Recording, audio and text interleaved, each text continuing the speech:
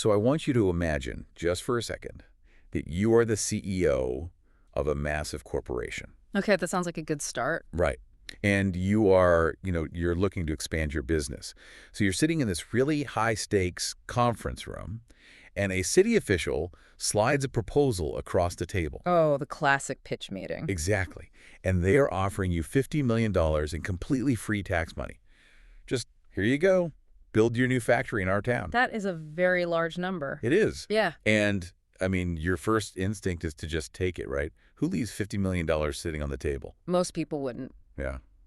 But, and this is what we're getting into today, what if I told you that taking that massive pile of free cash is often the absolute fastest way to bankrupt your entire expansion project? It's crazy, but it completely flips our whole standard understanding of, business logic on its head. It really does. Which is exactly why we are pulling apart this fascinating source today for our deep dive. Yeah, it's called Debunking the 5 Myths of Business Expansion. Right.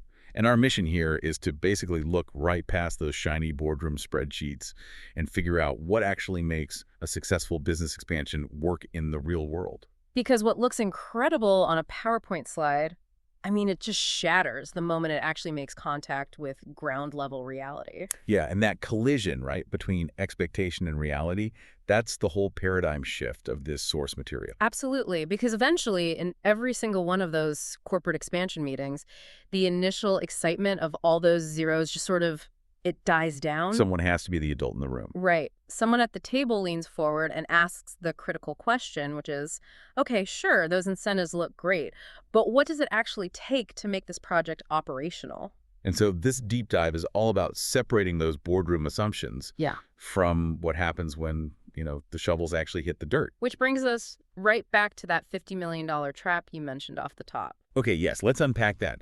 Because when we talk about bringing a huge factory or, a new corporate headquarters to a city, the very first thing that makes headlines is always the financial incentive. Oh, always. It's the big splash. Right. There's this massive assumption that a company will simply follow the biggest pile of cash. Which is myth number 1. Exactly. The biggest incentive wins the project. And obviously, money matters, right? The source is very clear that incentives do improve financial models. They reduce initial capital costs. Sure, they help.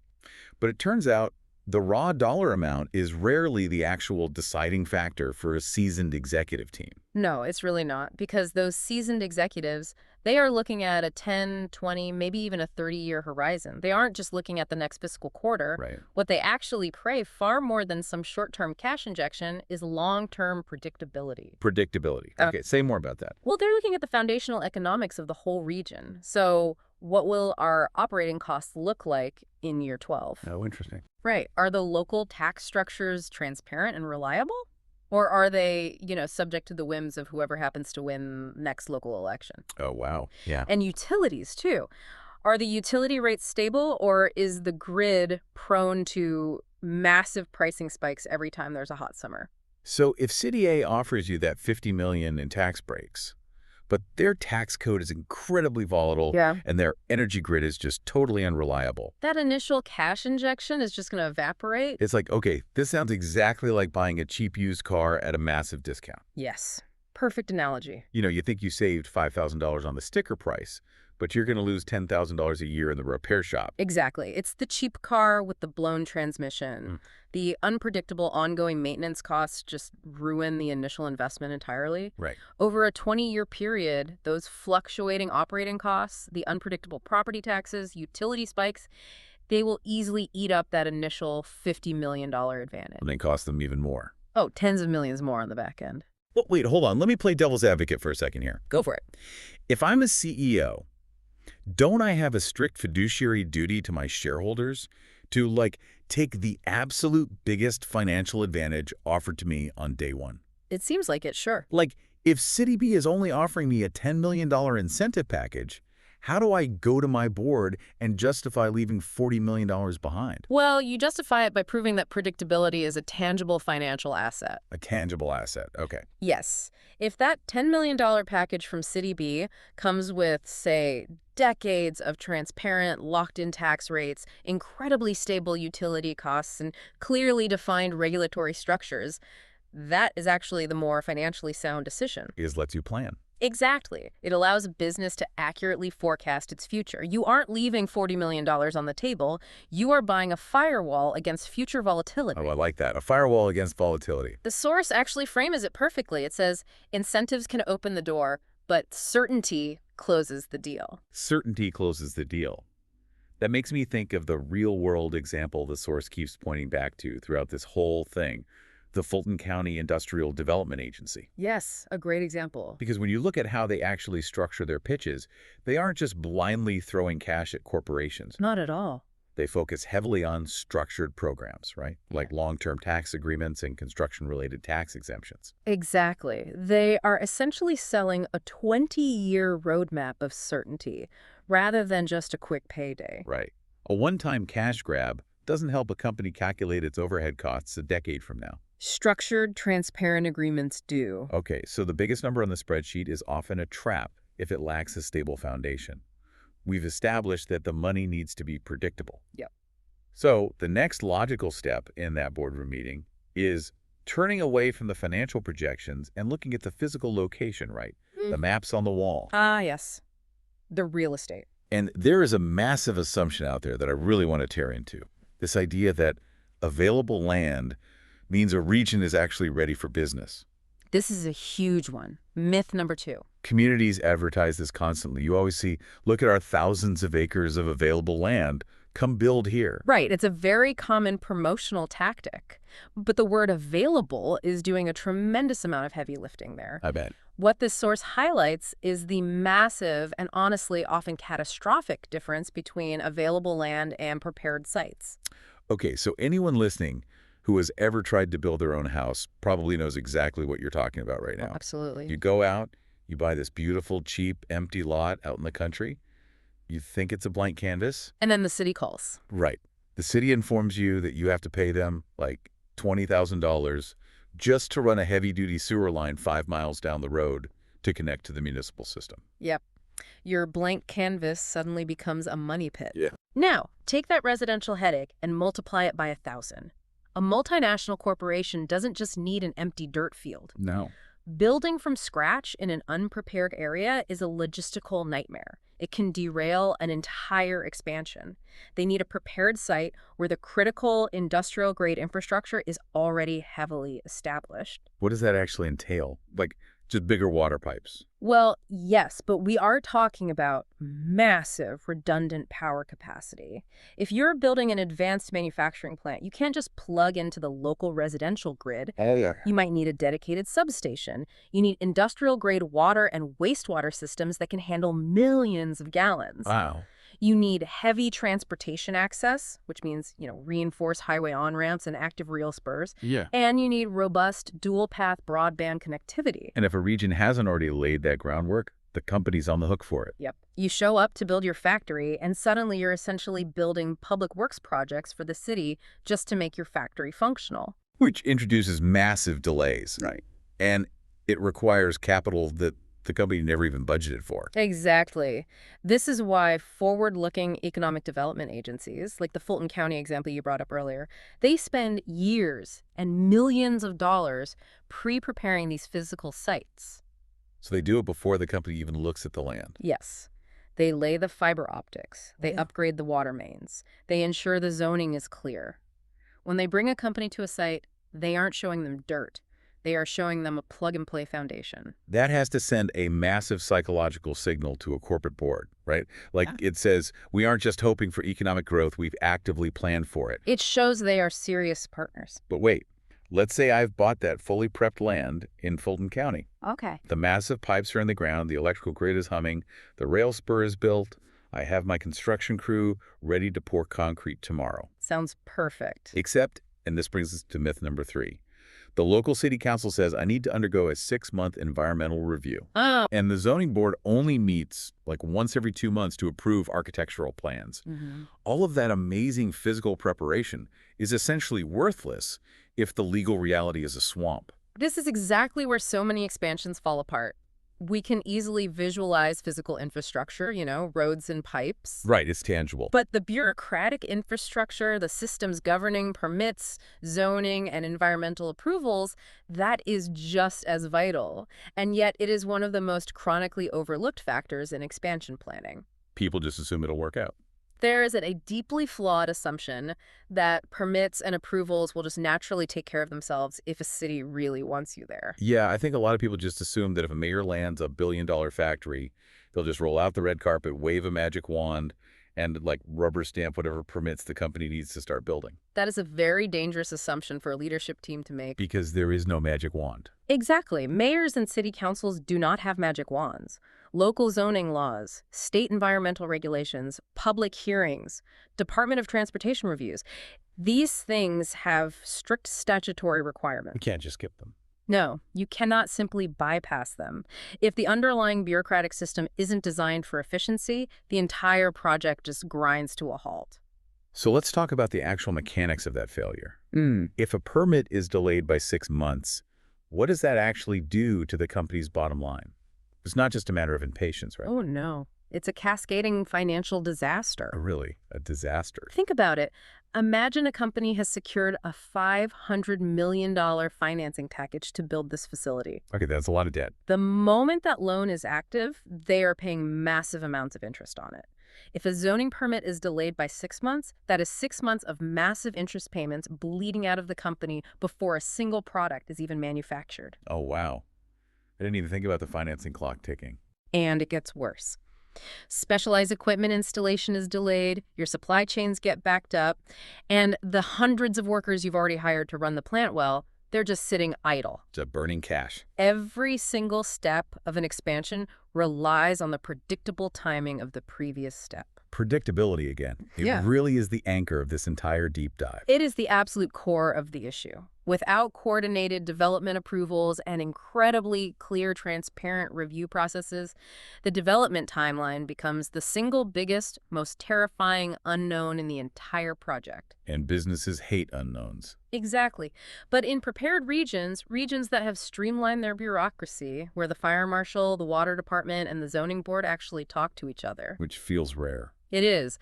But when they do, that terrifying unknown becomes a manageable roadmap. A company can sit down and say, we know exactly what traffic studies we need to commission, we know the review will take exactly 45 days, and we know exactly which week we can legally break ground.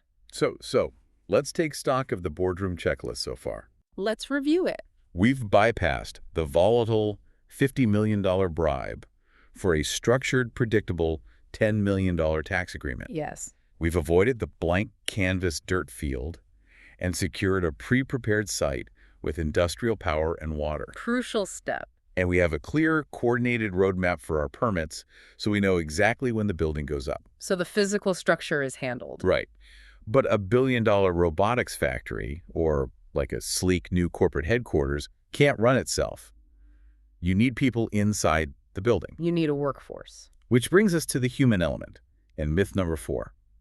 There is an assumption that building a workforce is just a matter of finding a city with a big enough population. Yes, the idea that if a region has 1 million people living in it, a company will easily be able to just, find 1,000 workers. But companies aren't just asking how many people live in this zip code. No, they are asking a much more complex question. They want to know, can we build a highly specialized team here? And those are two very different concepts. Entirely different. Right, because just having a massive population doesn't mean you have a local workforce capable of running an advanced aerospace manufacturing facility or a high-tech bioresearch lab. Exactly. So it's not just about placing a help wanted ad in the local paper. If I'm building a massive facility that requires highly specialized mechatronics engineers, I'm guessing I need to know exactly what the local community colleges and vocational schools are teaching before I even sign the lease on the land. You've hit on the exact mechanism of modern workforce development. Oh, really? Yes. Forward-looking regions understand that workforce is about far more than just raw headcount. It requires active, ongoing, deeply integrated partnerships between the economic development agencies and the local educational institutions. So they're working together directly. Right. The smartest regions don't just hope the right workers magically appear out of the ether. They create highly specific, bespoke talent pipelines. Wait, bespoke? Like a custom pipeline. What does a bespoke talent pipeline actually look like in practice? It looks like a local community college sitting down with the leadership of an incoming manufacturing company and asking, what exact machinery will you be using on your factory floor? Okay, and then what? And then that community college goes out and purchases those exact CNC machines and updates their entire curriculum around them. No way. Seriously. Yes. So when students graduate, they aren't just generally trained in manufacturing, they are specifically trained on the exact operating system the new factory uses. That is incredible. They can walk out of graduation, walk onto the factory floor, and be fully productive on day one. Wow. You aren't just moving to a city.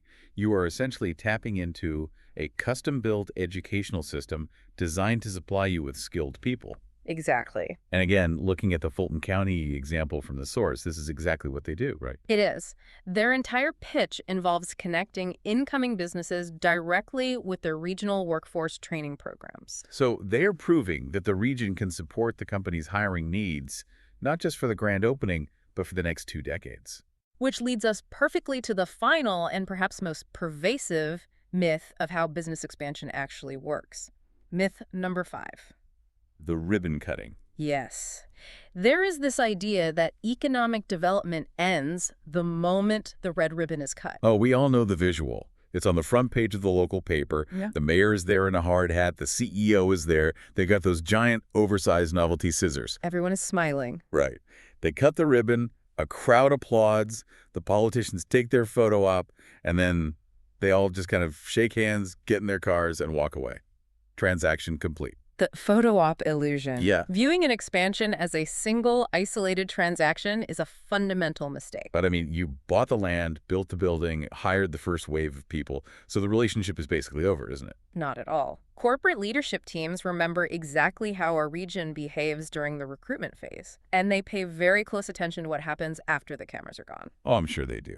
The strongest economic development organizations, the ones that actually build thriving regional economies, do not disappear after the ribbon cutting. Because the company's problems don't magically disappear just because the building is open, right? They still have to actually operate. Exactly. So what does that post-ribbon cutting support actually look like? Are these agencies just calling once a year to say hi? No, it is highly operational support. Expanding businesses are constantly evolving. Sure. Maybe 3 years after the ribbon cutting, the company decides they need to add a new chemical storage wing to their factory. Okay, which means more permits. Right. The Economic Development Agency stays actively engaged to help them navigate that new round of complex environmental permitting. That's a huge help. Or perhaps the company needs to shift its product line and requires a totally different set of workforce skills. The local agency reconnects them with the community college to spin up a new training program. Oh, wow. They act as an ongoing liaison. And crucially, they help the company plan its future physical growth. Where does the new parking lot go? How do we upgrade the broadband capacity for the new server farm? It totally transitions from a sales pitch to a long-term operational partnership. Exactly. And the source makes a brilliant pragmatic point here. When regions offer this kind of ongoing, deeply ingrained support, companies are far more likely to expand in that exact same region when it's time to grow again. Well, yeah. Why wouldn't they? Right. Why on earth would a CEO go through the massive headache of finding a new location, risking regulatory volatility, and building a new talent pipeline from scratch when your current local partners are actively helping you succeed right where you are? That is the ultimate proof of concept, retention and internal expansion. It proves the model works. So let's pull all these pieces together and look at the massive paradigm shift we've just walked through. Because we pretty much completely dismantled those superficial boardroom assumptions. We really have.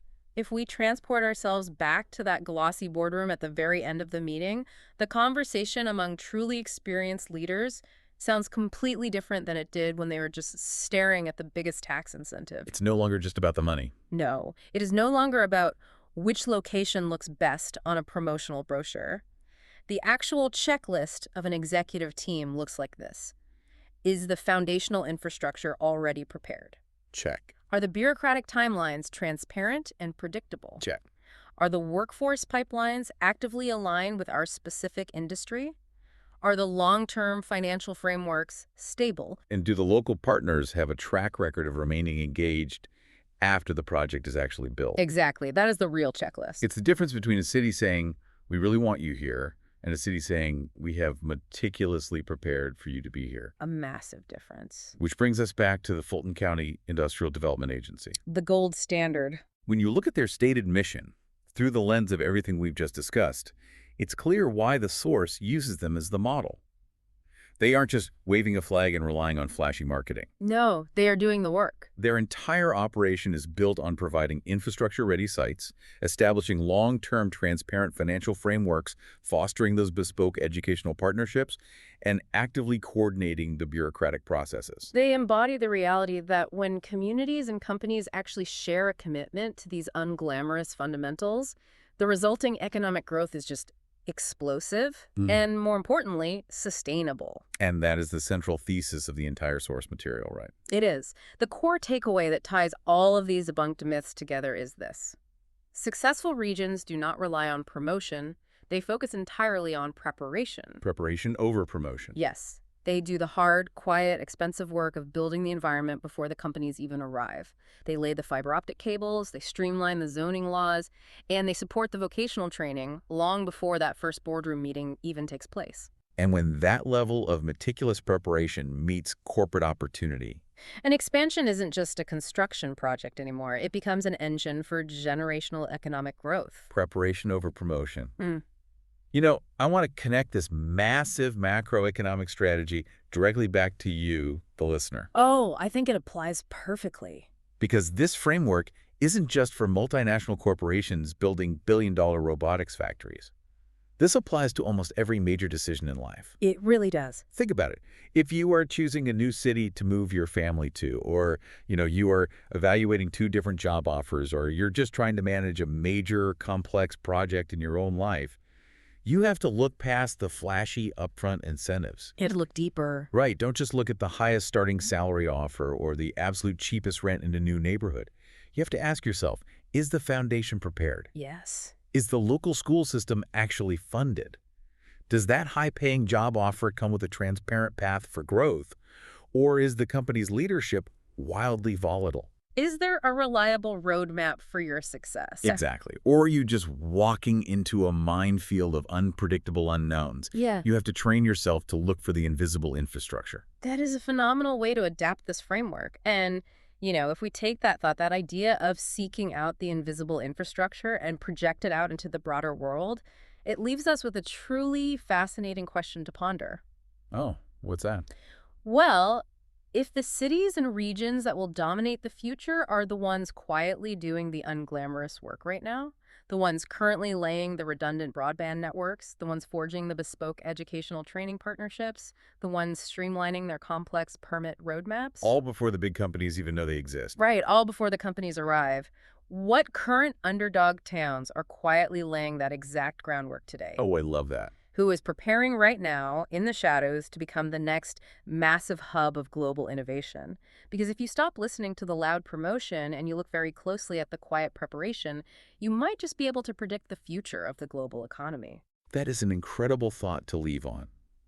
The next time you find yourself staring at a spreadsheet trying to make a massive life-altering decision based entirely on the shiny numbers in front of you, remember that the most important factors probably aren't in those cells at all. They rarely are.